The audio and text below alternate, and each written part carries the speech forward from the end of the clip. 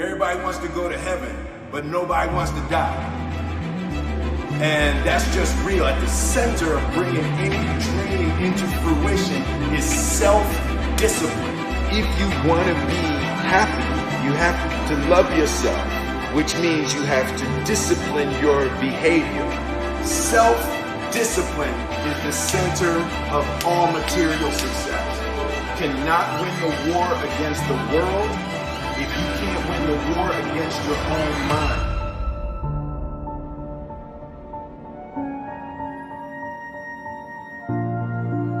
So if you want to have a conviction for something, you have to sign up to be inconvenienced.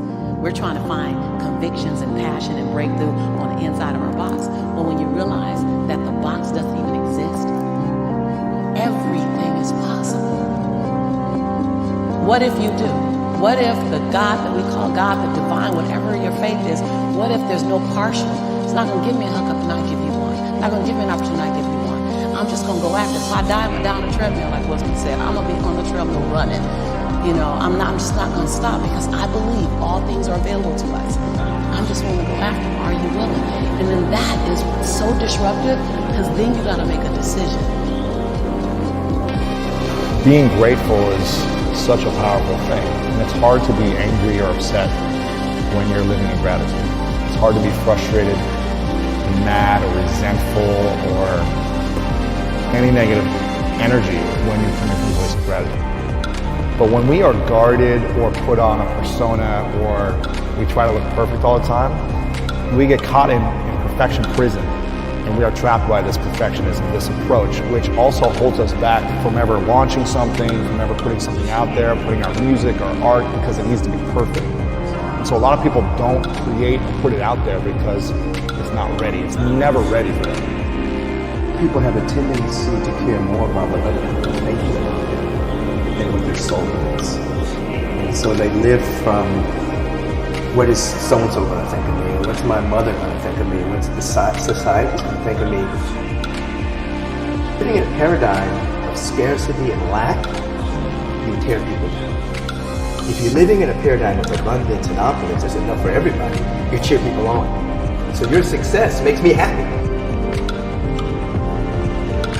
You're trying to do four things. You're trying to protect, prove, hide, defend. If you wake up every day and say, I have nothing to protect, I have nothing to prove, I have nothing to hide, I have nothing to defend.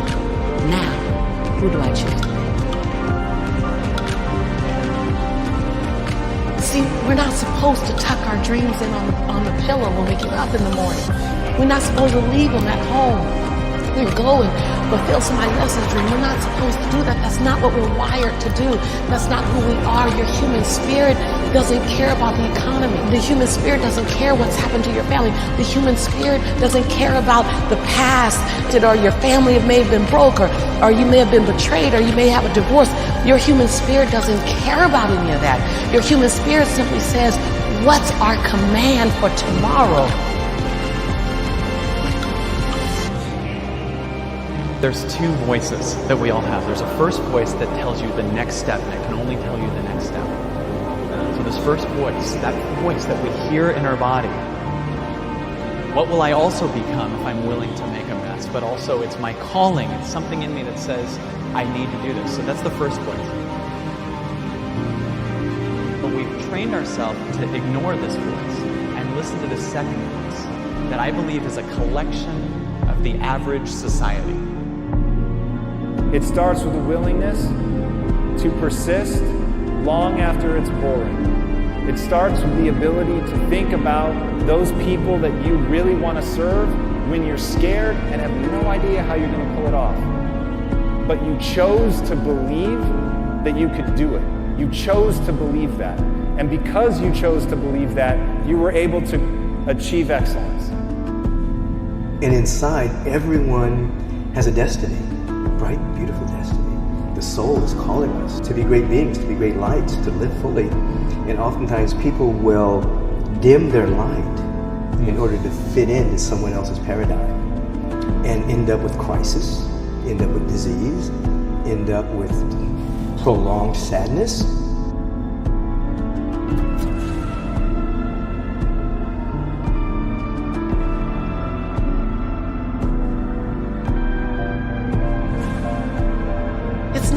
keeping score, your brain is keeping score.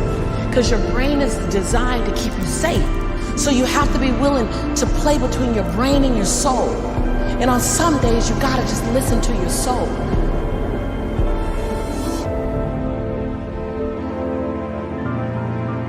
To recognize that it doesn't have to be pinned to some great external thing that happens, because a lot of times these external things that happen, there's so much buildup, and when they happen, there's that moment, but then there's also the letdown that comes at the end of it because you've been working towards this, singularly focused on it, and then there's this lull that comes.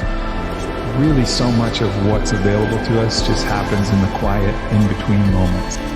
The ones you get out of your mind or become aware that people are going to talk about you either way. And at the end of the day, you are different because you went for it. That you going for it actually brings out latent powers and gifts and talents within you that can't come to bloom unless you go for it.